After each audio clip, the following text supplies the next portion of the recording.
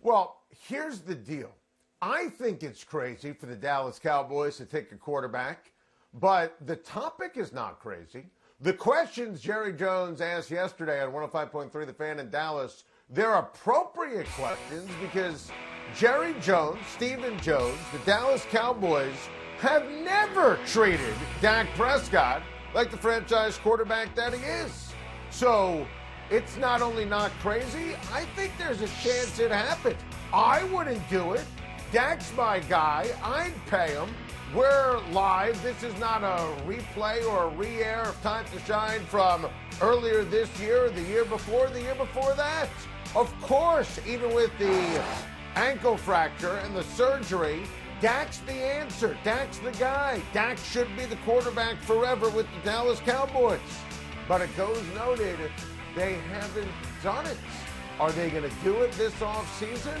I don't think anybody knows. The timing would be almost bizarre, right? All of a sudden, the Jones family is going to pay Dak Prescott when he's coming off of a major injury and the season was a waste, but they didn't pay him when he was putting up gigantic numbers?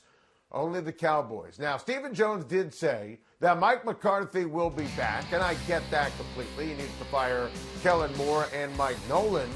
But I'd love to see Mike McCarthy and Dak Prescott have a real offseason, a real full season together. That would be great. But I don't think Jerry Jones loves Dak as much as I do. And listen, Trevor Lawrence is going number one. And then you have to consider Fields. And you also have to consider Lance. Trey Lance is going to end up being a dreamy prospect. I'm telling you right now. And Trey Lance, we'll see how high he goes in the upcoming draft, but you're going to see teams that are needy at the quarterback position absolutely fall in love with him. So, listen, I don't think the questions are crazy, and I would pay Dak, and I would never consider drafting a quarterback. If you haven't been paying attention, the Cowboys need some major help on defense, but I get the feeling as if, and the proof's in the pudding here, I like Dak Prescott more than the Jones family. Is Derek Carr's play, Amy, being overlooked in the landscape this season? Well, it sure as heck shouldn't be overlooked by opponents of the Raiders, and I doubt it is. Is it being overlooked by some? I maybe, but I get the sense that to the extent that was happening, it's waning. When you look at that offense as a whole, you realize it's not just Derek. And I don't say that to diminish what he's doing. He's maximizing opportunities. But when you can provide Derek with enough protection such that he is comfortable with that ball in his hand, and you add to that the speed the Raiders have at skill positions, well, comfort for the quarterback plus speed is very, very scary for defenses. So, I don't in any way mean to suggest that Derek's not doing a fine job. Oh, I'll add to that. Comfort with the ball, knowing that you've got protection, speed in the skill positions, and you're able to throw the deep ball. Very, very dangerous combination. So again, that's not to diminish from what Derek's doing, but to say that this is a full offensive effort, not just the effort of one man. Absolutely. That's very well said. And you see that week in, week out on the part of the Raiders offense. Amy, Sunday night was a bit of a mess for the Tampa Bay Buccaneers. And then on Monday, Bruce Arians decided, let me throw Tom Brady under the bus a couple of more times because, 31-0 at the half wasn't bad enough. What was your reaction to the way BA publicly called out Tom Brady a couple of times on Monday? Well, I'm probably similar to a lot of people, looking like that popcorn eating gif where I'm sitting here shoving popcorn in my mouth, waiting to see how this is all going to play out. I don't know whether Bruce was trying to motivate Tom or whether Bruce's attitude is, you've played this game long enough, Tom, that you need to motivate yourself. People have asked me, is that an old school way to coach? I don't think all old school coaches coach the same way. Bruce is Bruce, and he's being true to himself. And as I said, I'm just going to sit here and eat my popcorn and watch. Anytime you could use that GIF, you're okay by me. Listen, I just thought it was a little over the top because it puts it in the news cycle again. It was already over until Bruce did what he did, and then people like me have to talk about it, and people like you have to talk about it, and it's Wednesday, and here we are once again.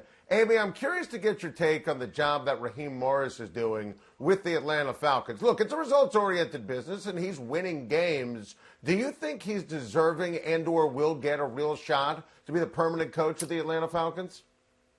Adam, I'm glad you used the expression a real shot, because he should get a hard look for that job, not just a perfunctory look. He inherited a lot of problems. In some regards, he inherited a big mess. He inherited a staff. The team was 0-5 when he took over. He has won 3 out of 4 games. He's finding ways to win. And Arthur's going to interview a lot of candidates for that job. But no other candidate will have done what I just stated. Taken over a team that was 0-5 and was a mess, and with a staff that was inherited during that messy time, and found a way to turn it around. So I do think he deserves a look, and as you said, a real look.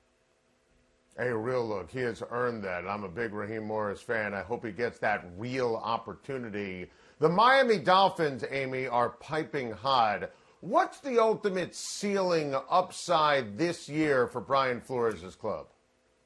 Look, we all, none of us know that answer, because while injuries are always part of the game every year and teams have to deal with them, this is a very, very goofy year with virus issues and virus protocols.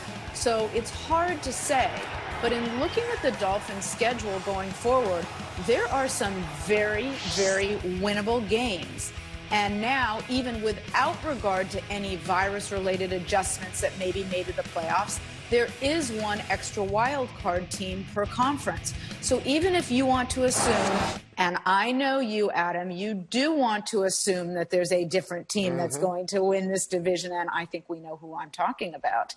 Even if we assume that, they have a real shot at a wild card spot. The schedule is favorable in some regards, and if they can stay healthy and out of those virus protocols, I think they have a shot at the playoffs. I'm with you, Amy. I count 10 when I look at that schedule, which is a dangerous game, but that's what we do. And I love Brian Flores. I love the stamp he's put on this team. And listen, one of those games I'm looking at as a potential win this weekend against the Chargers. And honestly, I am so fired up for this game. It's Tua against Justin Herbert. And listen, Amy, on our draft preview show, you built that Justin Herbert bandwagon with your own hands. You were light years ahead of the curve on Justin Herbert. Now, Herbert and Tua going to be tied forever. Same draft. They go 5-6. There were a lot of smart people who thought that Miami may be concerned about Tua and injury, could in fact go with Justin Herbert. As a front office executive, is it all about your quarterback? Or do you look at both together when making an evaluation in terms of focusing on who's going to end up being the better guy? Can you sit back and enjoy the game, or are they always going to be linked? Well, they're going to be linked, but in my experience, teams focus on the men on their roster or men they may ultimately acquire. They don't play internally the coulda, shoulda, woulda. You drafted Herbert or you drafted Tua, you made your decision, and that's where your focus is. Teams are going to focus on their roster and building their roster, and let fans and the media focus on those comparisons. And thank you very much for noting my Justin Herbert. I was trying to figure out, do I have to wedge that in by saying rhymes with Schmaney? But thank you very much.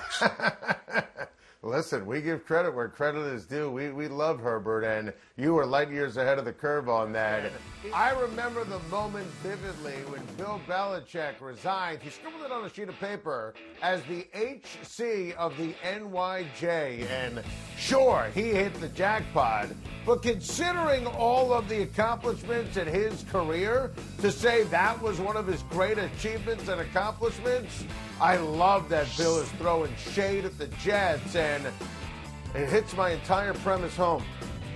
Week 17, Bill Belichick will play 0 players, especially if it means if the Jets win, they lose the #1 pick and lose Trevor Lawrence. Trust me, and we've been saying this. This is something that the Jets are afraid of, and I believe when you hear those comments, it's more proof It's absolutely going to happen. Thank you for watching. Please like and subscribe, and don't forget to hit the bell for more videos.